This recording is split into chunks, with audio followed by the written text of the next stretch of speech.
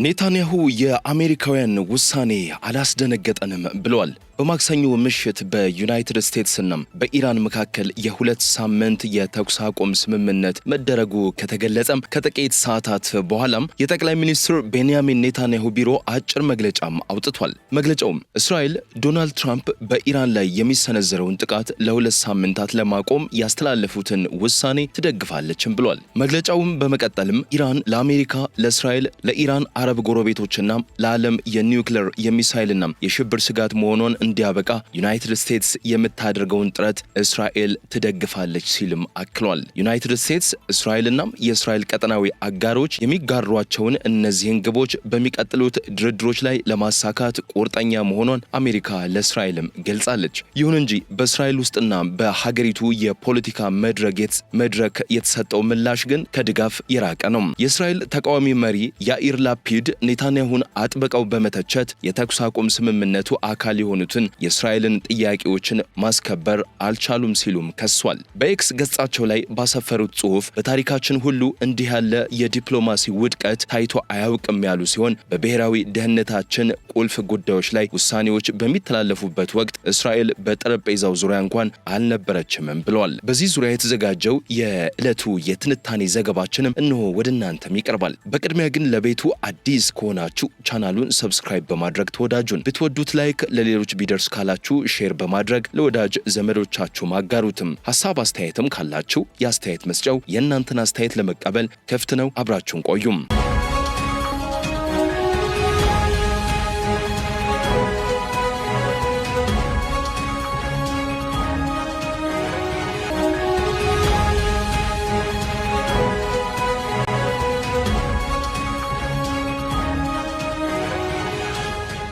ሰራዊቱ የታዘዘውን ሁሉም አድርጓል። ህዝቡም አስደናቂ ጥንካሬ አሳይቷል። ነገር ግን ኔታንያሁ በፖለቲካዊና በስትራቴጂካዊ መንገድ ወድቋል። ራሱ ካስቀመጣቸው ግቦች መካከል አንዱንም እንኳን አላሳካም። ባለፈው መጋቢት ወር 12 ሚኒትስ ዌዝ ከተሰኘው የዩሮ ኒውስ የቃለ ምልልስ ፕሮግራም ጋር በነበራቸው ቆይታ ላፒድ የአሜሪካው ፕሬዝዳንት በእስራኤልም ቢሆን ሊግባቡ ወይም ተገፍተው ወደ አንድ ውሳኔ ሊመጡ እንደማይችሉ አምነውም ነበረም። ላፒድ ዶናልድ ትራምፕ እንደፈለጉ የሚነዱ ሰው ይመስሎታል የሚል ጥያቄ ሲቀርብላቸውም እሳቸውም እኔ እንደዚያ አላስብም ብለው ምላሽም ሰጥቷል። እሳቸው በሰው ልጅ ታሪክ ውስጥ የታላቋ ሀገር አሜሪካ ፕሬዝዳንት ናቸው፣ ቁርጠኛ ሰው ናቸው ሲሉም ላፒድ አክለው ገልጿል። እስራኤል ለድፍረታቸው በጉዳይ ላይ ላላቸው ግልጽ የሞራል አቋምና የጦርነት በምድር ላይ ሰላምን ለመጠበቅ መሆኑን ተረድተው ወደዚህ ጦርነት ለመግባት በመወሰናቸው ምስጋናና አድናቆትም ተሞልታለችም።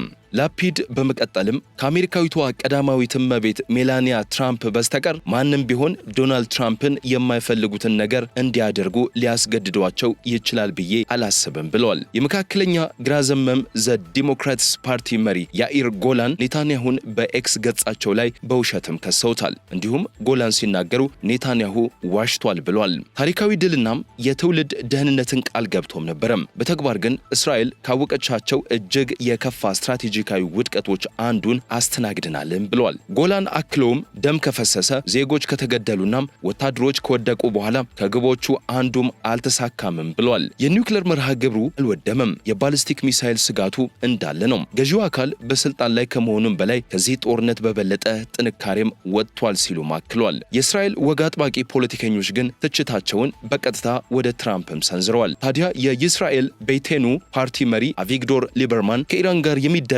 የተኩስ አቁም ስምምነት ለአያቶላዎቹ አገዛዝ የእረፍት ጊዜና እንደገና የመደራጃ እድል ይሰጣል ሲሉም አስጠንቅቋል። ሊበርማን በኤክስ ገጻቸው ላይ ከኢራን ጋር የሚደረግ ማንኛውም ስምምነት እስራኤልን የማጥፋት ዓላማዋን ሳተው ዩራኒየም ማበልጸጓን ሳታቆም ባሊስቲክ ሚሳይሎችን ማምረትና በቀጠናው ያሉ የሽብር ቡድኖችን መደገፍ ሳታቆም የሚደረግ ከሆነም ወደ ሌላ ጦርነት በከፋ ሁኔታና በከባድ ዋጋ እንመለሳለን ማለት ነው ሲሉም ጽፏል። የተኩስ አቁም ስምምነቱ በኔታንያሁ ጥምረት ውስጥ ካሉ አካላትም ፈጣን ትችትም ገጥሞታል። ከነዚህ መካከል የብሔራዊ ደህንነት ኮሚቴ ሰብሳቢ የሆኑት ዚቪካ ፎግል ትራምፕን በኤክስ ገጻቸው ላይም ተችቷል።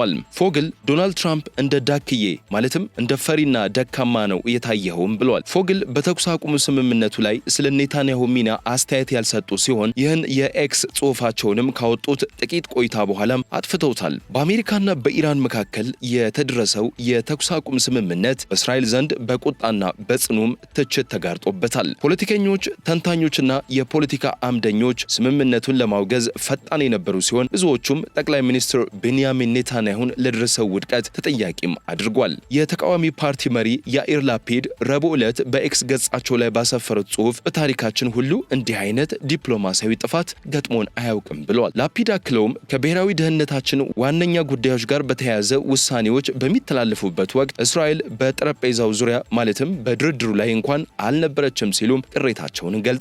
ጦርነቱ ከጀመረበት ጊዜ አንስቶ ድጋፋቸውን የገለጹትና እስራኤልና አሜሪካ የኢራኑን ካርግ ደሴት እንዲደበድቡ ጥሪ ያቀረቡት የመካከለኛው የየሽ አቲድ ፓርቲ መሪ የእስራኤል ጦር የተጠየቀውን ሁሉ በመፈጸሙና የእስራኤል ሕዝብ ላሳየው አስደናቂ ጽናትም አድናቆታቸውንም ገልጿል። ይሁን እንጂ ላፒድ ኔታንያሁ በዲፕሎማሲያዊም ሆነ በስትራቴጂያዊ ረገድ ወድቋል፣ ራሳቸውም ካስቀመጧቸው ግቦች መካከል አንዱንም እንኳን አላሳኩም ሲሉም ኮንነዋል። አክለውም ኔታንያሁ በትዕቢት በቸልተኝነትና በስትራቴጂያዊ እቅድ እጥረት ምክንያት ያደረሱትን ዲፕሎማሲያዊና ስትራቴጂያዊ ጉዳት ለመጠገን ዓመታት ይፈጅብናልም ብሏል። የግራ ዘመሙ የዲሞክራትስ ፓርቲ መሪ ያኢር ጎላን በበኩላቸው የእስራኤሉ ጠቅላይ ሚኒስትር ወደ ኢራን ጦርነት ሲገቡ ህዝቡን ዋሽቷልም ብሏል። ጎላን በኤክስ ገጻቸው ላይ እሳቸው ታሪካዊ ድልና ለትውልድ የሚተርፍ ደህንነት እንደሚመጣ ቃል ገብቶም ነበረም። በተግባር ግን መሬት ላይ እስራኤል እስካሁን ካስተናገደቻቸው እጅግ የከፉ ስትራቴጂካዊ ውድቀቶች አንዱን ተቀብለናል ሲሉም ጽፏል።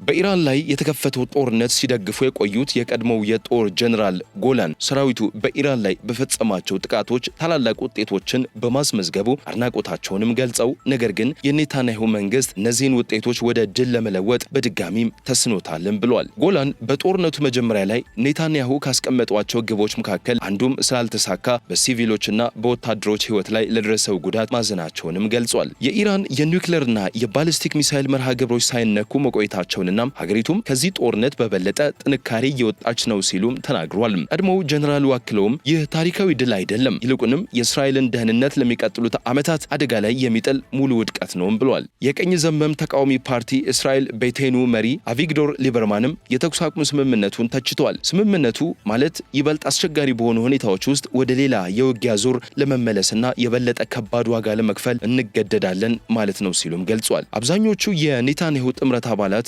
ፋሲካን በዓል በማክበር ላይ ስለሆኑ እስካሁን አስተያየት አልሰጡም። ይሁን እንጂ የጽንፈኛው ቀኝ ዘመም ኦቲዝማ የሁዲት ፓርቲ አባል የሆኑት ዚቪካ ፎግል በአሜሪካው ፕሬዝዳንት ዶናልድ ትራምፕ ላይ የሰላ ትችትም ሰንዝረዋል። ፎግል በኋላ ላይ ያጠፉትን ጽሑፍ በኤክስ ገጻቸው ላይ ሲያሰፍሩ ዶናልድ በመጨረሻው እንደ ዳክዬ ነው የታየውም ብለዋል። የእስራኤል የህዝብ ብሮድካስት ካን 11 እንደዘገበው ከሆነም መንግስት የትራምፕን ውሳኔ አልጠበቀም ነበረም። አንድ ከፍተኛ የእስራኤል ባለስልጣን ለካን 11 ሲናገሩ በትራምፕ ውሳኔ ተገርመናል።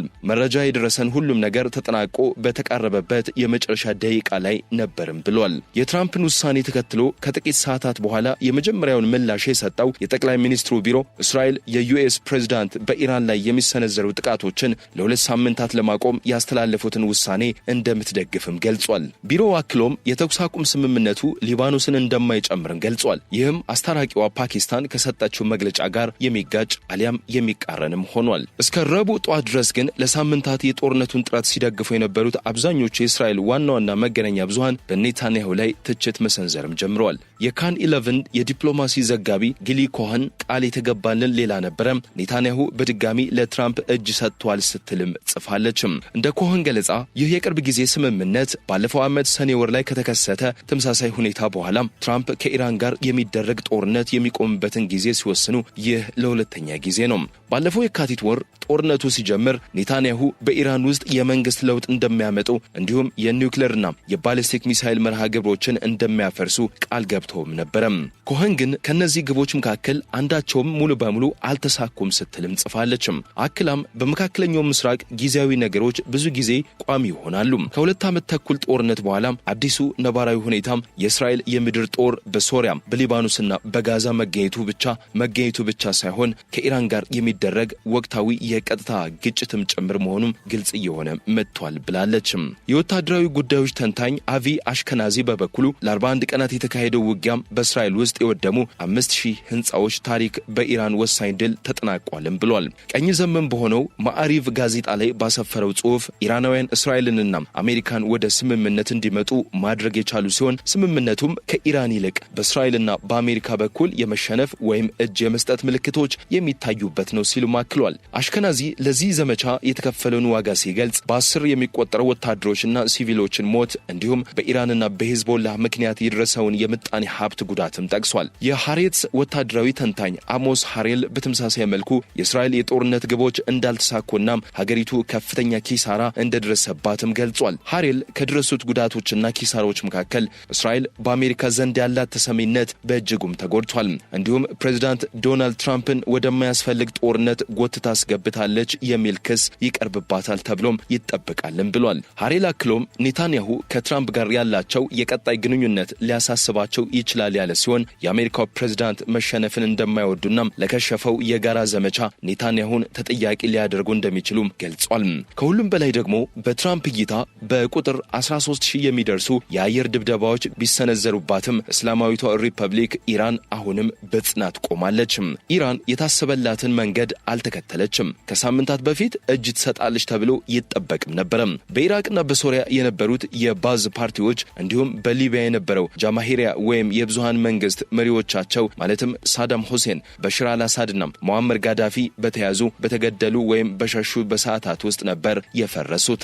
እነዚህ ስርዓቶች የተገነቡት በመሪዎቻቸው ማንነት ዙሪያ ስለነበረም በቀላሉ የሚፈራርሱም ነበሩ። በሶሪያ እንደ አውሮፓውያን አቆጣጠር በታህሳስ 2024 አሳድ ከስልጣን ሲወገዱ አንዲት ጥይት እንኳ አልተተኮሰም ነበር ማለትም ይቻላል። ለኢራን ግን ሁኔታው እንዲህ አይደለም። የሞሳድና የሲአይኤ ሰርጎ ገቦች ቢኖሩም እንዲሁም የሂዝቦላህና የሐማስ መሪዎችን በተደጋጋሚ እንደተራረገው አይነት ትክክለኛ የሆኑ የግድያ ዘመቻዎች ቢካሄዱም የኢራን አገዛዝ የእዝና የቁጥጥር መዋቅር አሁንም ድረስ አልተናጋም። በየትኛውም የኢራን ክፍል የትኛውም ተቀናቃኝ የፖለቲካ ወይም የብሔር ቡድን ይቅርና የበላይነትን ይቅርና የራስ ገዛ አስተዳደርን ሊጠይቅ አልቻለም። በተለይም በጥር ወር በተካሄዱት ተቃውሞዎች ጊዜም ለአመፀኞች የአሜሪካን የጦር መሳሪያ አቅርበዋል የሚለውን ዘገባ ያስተባበሉት የኢራን ኩርዶች ምንም አይነት እንቅስቃሴም አላደረጉም። የእስላማዊቷ ሪፐብሊክ ኢራን ተቋማዊ መዋቅር መካከለኛው ምስራቅ እስካሁን ካወቃቸው የፖለቲካ ሞዴሎች ሁሉ በተሻለ ሁኔታ ከቦምብ ጥቃትም ሆነ ከግድያ ሙከራዎች የሚቋቋም ሆኖም ተገኝቷል።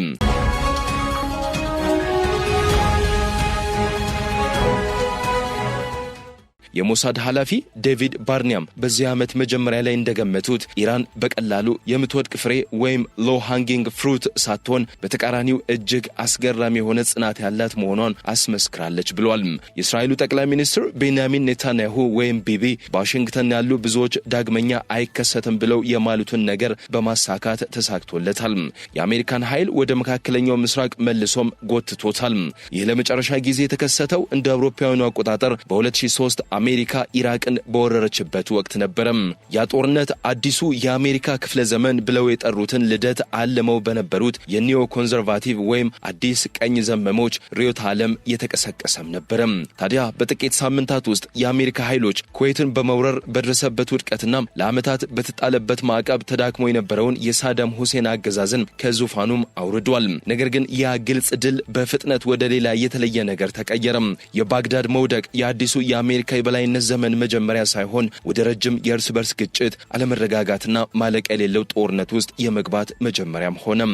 አሜሪካ በትሪሊየን የሚቆጠር ዶላር አውጥታለች፣ በሺዎች የሚቆጠሩ ወታደሮችን አጥታለችም፣ እንዲሁም በመላው ዓለም ያላትን ተአማኒነት ሲሸረሸር ተመልክታለችም። ታዲያ የቀድሞው የዩኤስ ፕሬዝዳንት ባራክ ኦባማ ወደ ስልጣን የመጡት በከፊል ለዚያ ስህተት ንስሐ ለመግባት ቃል በመግባት ነበረም። የኢራቅ ወረራ ዳግመኛ መደገም የሌለበት ከባድ ስህተት ነው የሚል ሰፊ እምነት በአሜሪካ ፖለቲካ ልሂቃን ዘንድ ተፈጥሮም ነበርም። ታዲያ ይህ ግንዛቤ ኦባማን ወደ ፕሬዝዳንትነት እንዲመጡም ረድቷል። በኋላም ዶናልድ ትራምፕን ወደ ዋይት ሃውስ ላመጣው የህዝባዊ አመጽ ወይም ፖፑሊስት ባክላሽ አስተዋጽኦም አድርጓል። ኔታንያሁ አሁን ትራምፕን ፈጽሞ እገባበታለሁ ብሎ ቃል ወደ ገባለት የመካከለኛው ምስራቅ የተወሳሰበ የፖለቲካ ቅርቃር ውስጥ በመሳብ ተሳክቶለታል። ታዲያ ትራምፕ ወደ ስልጣን ከተመለሰ ጀምሮ ኔታንያሁ የአሜሪካን ፖሊሲ ወደ ኢራን ግጭት ለማምራት ያለ ረፍትም ሰርቷል። ተሰርቷል። በተደጋጋሚ ጉብኝቶች በማያቋርጥ ግንኙነቶችና ቀጣይነት ባለው የፖለቲካ ጫናም ብዙ ጊዜ በትራምፕ የቅርብ ወዳጆች በተለይም በአማቹ ጃሬድ ኩሽነር በኩል በማስተላለፍ ኔታንያሁ ኢራንን መምታት ቀጠናውን በአዲስ መልክ እንደሚቀርጽና የእስራኤልን ጠንካራ ተቀናቃኝ እንደሚያስወግድ የሚለውን ሐሳብ በጽኑ ሲያራምድም ቆይቷል። በመጨረሻም ውሳኔው ተላለፈ። ትራምፕ በኢራን ላይ ወታደራዊ እርምጃ እንዲወሰድ ፈቀደ። በከፍተኛ አመራሮቿ ላይም ያነጣጠረ ዘመቻም ጀመረ። ነገር ግን የጦርነት ፈጣን እንደማይሆን ወይም ኔታንያሁ ቃል እንደገባው ቀላል ድል እንደማይገኝበት አሁን ግልጽ እየሆነ መጣ። እዚህ ጋር የቬንዙዌላ አይነት ሁኔታ አይፈጠርም። ቀጠናውን ከግጭት ከመጠበቅ ይልቅ የአሜሪካ የጦር ሰፈሮች መኖር የባህረ ሰላጤው ሀገራት እነሱ ባልጀመሩትንና ባልፈለጉት ጦርነት ውስጥ የጥቃት ኢላማ እንዲሆኑም አድርጓቸዋል። ይህ ግጭት በዋሽንግተን ላይ የተጫነውን ኢራን በአሜሪካ ግዛት ላይ ልታደርስ በነበረችው ጥቃት ምክንያት አይደለም። ኢራን አሜሪካን በቀጥታ ስጋት ላይ ሊጥሉ የሚችሉ ስልታዊ መሳሪያዎች የሏትም። የኒውክሌር መርሃ ግብሯም ቀደም ሲል በ2015 በኢራንና በዓለም ሀያላን መካከል በተደረገው ስምምነት ተገድቦም ነበር። ስምምነቱ የዩራኒየም ማበልጸግን የሚገድብና በዓለም አቀፍ ቁጥጥር ስር የሚያውል ነበር። አሜሪካ በትራምፕ የመጀመሪያ የስልጣን ዘመን ከስምምነቱ እስክትወጣ ድረስ ኢራን እነዚያን ገደቦች ተቀብላም ነበር። ታዲያ በቀጣይ ድርድሮች ወቅትም ቴህራን ዩራኒየም የማበልጸግ መጠኑን እንደገና ለመቀነስ ፈቃደኛ መሆኗን አመልክታም ነበር። የሚገርመው ግን ትራምፕ ራሱ ከጥቂት ወራት በፊት የኢራን የኒውክሌር አቅም በአሜሪካ ጥቃት መክኗል ብሎ ተናግሮም ነበር። ይህም ስለ ጦርነቱ የሚነገረው ንግግር ከእውነታው ምን ያህል የራቀ እንደሆነ የሚያሳይ ነው። ይህ ጦርነት የተቀሰቀሰው በአሜሪካ ብሔራዊ ደህንነት ላይ በቀጥታ በተጋረጠ ስጋት አይደለም። ይልቁንም የመነጨው ከእስራኤል ስልታዊ ስሌትና ተቀባይነት ካለው የአሜሪካ አስተዳደር መገጣጠም ነው። ውጤቱም ታይቶ የማይታወቅ የአሜሪካና የእስራኤል ወታደራዊ እርምጃ መደራረብም ሆኗል። ለአስርት ዓመታት የእስራኤል ጦርነቶች በይፋ የራሷም ነበሩ። አሜሪካም የጦር መሳሪያ፣ የደህንነት መረጃና ዲፕሎማሲያዊ ድጋፍ ትሰጥ ነበር። ዛሬ ግን ያ ልዩነት በከፍተኛ ሁኔታ ደብዝዟል። አሁን ሁለቱም ኃይሎች በቀጥታ በአንድ ግጭት ውስጥ ተሳታፊም ሆኗል። ውጤቱም ቀድሞውኑ በባህረ ሰላጤው ሀገራት ዘንድ በግልጽ እየታየ ነው። እነዚህ ሀገራት የጸጥታ መዋቅራቸውን የገነቡት በቀላል ስምምነት ላይ ነበር። ጥበቃና መረጋጋትን በምላሹ ለማግኘት ሲሉ ግዙፍ ሀብታቸውን በአሜሪካ ኢኮኖሚ ውስጥ ያፈሳሉ። እንዲሁም የአሜሪካ የጦር ሰፈሮችን ያስተናግዳሉ። ታዲያ የዚያ የኢኮኖሚ ግንኙነት ስፋት እጅግ ግዙፍ ነው። ትራምፕ እንደ አውሮፓውያን አቆጣጠር በ2025 በባህረ ሰላጤው ሀገራት ባደረጉት ጉብኝት ወቅት ሳዑዲ አረቢያ፣ የተባበሩት አረብ ኤምሬቶችና ኳታር በጊዜ ሂደት ከ3 ትሪሊዮን ዶላር በላይ የሚገመት የኢንቨስትመንት ቁርጠኝነትም ቃል ገብቷል።